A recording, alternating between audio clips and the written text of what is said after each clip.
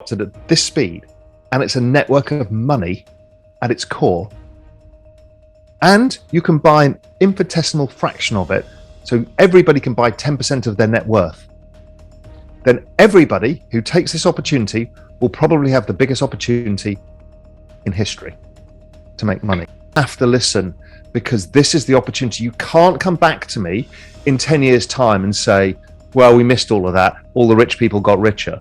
No, you, I, everybody else is saying, now is your time. Don't be irresponsible, dollar cost average, do all the right things, but here is your opportunity.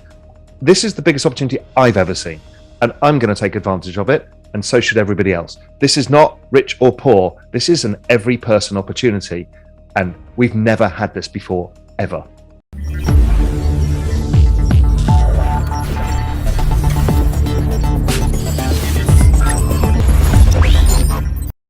Welcome to Crypto Revolution. In today's video, we share this interview by Tom Bilyeu featuring Raoul Pal, where Raoul once again reiterates the biggest opportunity you need to take advantage of before it's too late.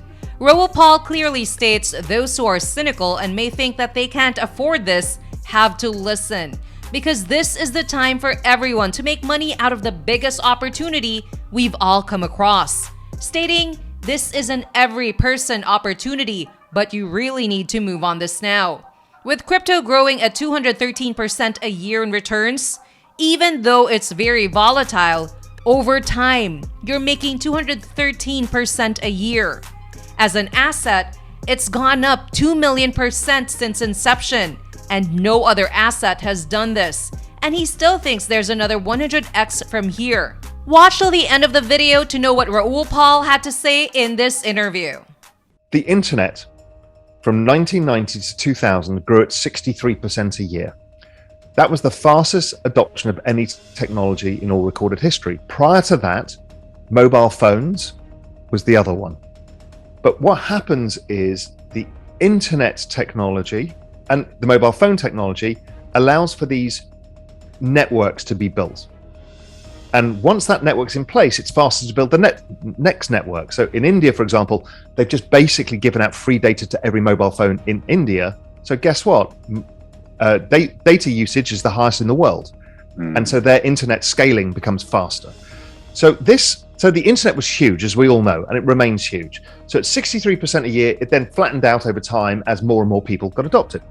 So at 1997, it was growing at 63% a year, and there was 140 million users of the internet. In 2021, there are 140 million crypto users, and it's growing at 113% a year. Jesus. Double the speed. Now, this is where humans struggle. Linear numbers and exponential numbers.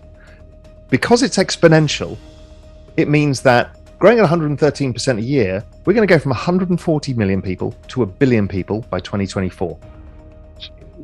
I mean, so when you go back and how you introduced all of this, so if you know that something is being adopted at this speed, and it's a network of money at its core, and you can buy an infinitesimal fraction of it, so everybody can buy 10% of their net worth, then everybody who takes this opportunity will probably have the biggest opportunity in history to make money.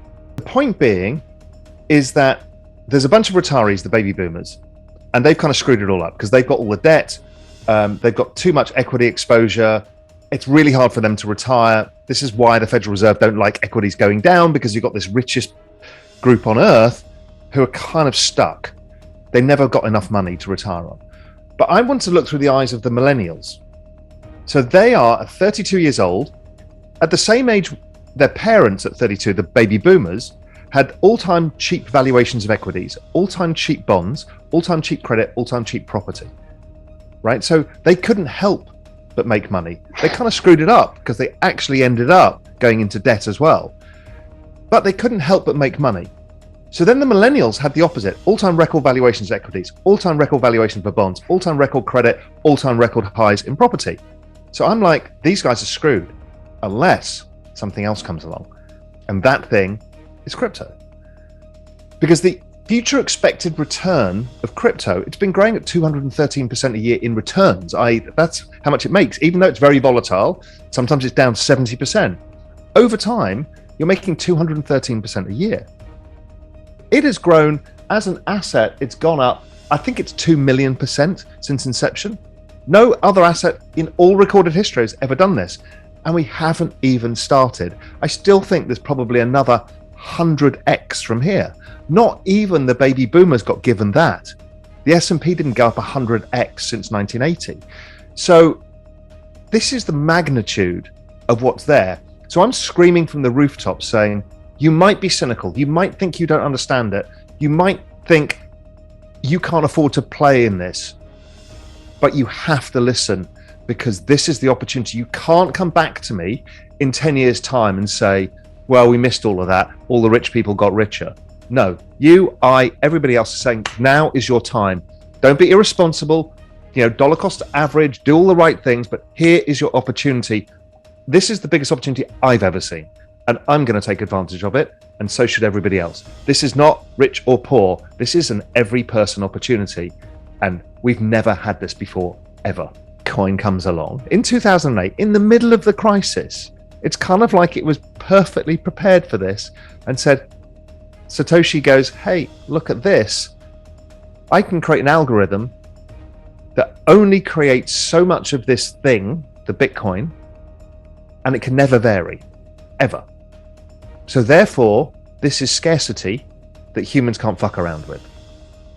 Now, humans have this propensity to fuck around with scarcity because they're economically incentivized to do so. Here they can't. So then they become economically incentivized to own this asset because it's scarce and it cannot be changed because it has this consistent supply curve and a limited number. So Bitcoin becomes this great store of value. And it would look like gold, because gold's a good store of value. It's worked for thousands of years. But Bitcoin has this other thing to it. It's a network, which gold isn't, and it's technology, which gold isn't. So we have use cases and the benefits of building a network. So suddenly it goes up exponentially in price.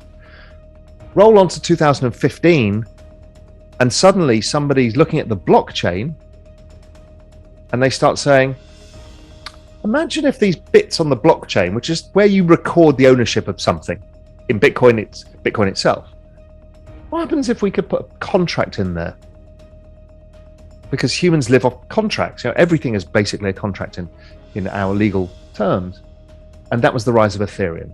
It became a platform where you could programmably change the blockchain. Not the attributes of the blockchain. You couldn't remove anything off that ledger, but you could change the little holding buckets and say, well, it can look like this, it can look like that, it can adopt to this. And those things were verifiable as well, so they couldn't change. So this created Ethereum, which became the platform. So if you think of Bitcoin as this store of value, this very pristine, beautiful thing, then you think of Ethereum as also a very beautiful thing, but it's a much broader application because it's like programmable money. All about. That's okay. You'll find the thing that interests you and you'll find your way in, and then you'll go down the rabbit hole. But yeah, I passionately believe, that the future of everything is based around community. You have a community in what you do. I have a community around what I do.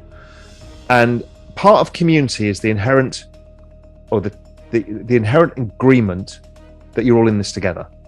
I'm not going to be extractive of you and you're not going to be extractive of me. But together, we can all benefit from being part of this community.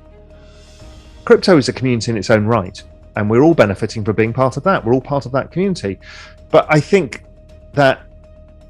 that's why both you and I are very passionate believers in bringing everybody along for the ride, because everybody around us has enabled us to build this amazing network and do all of these things.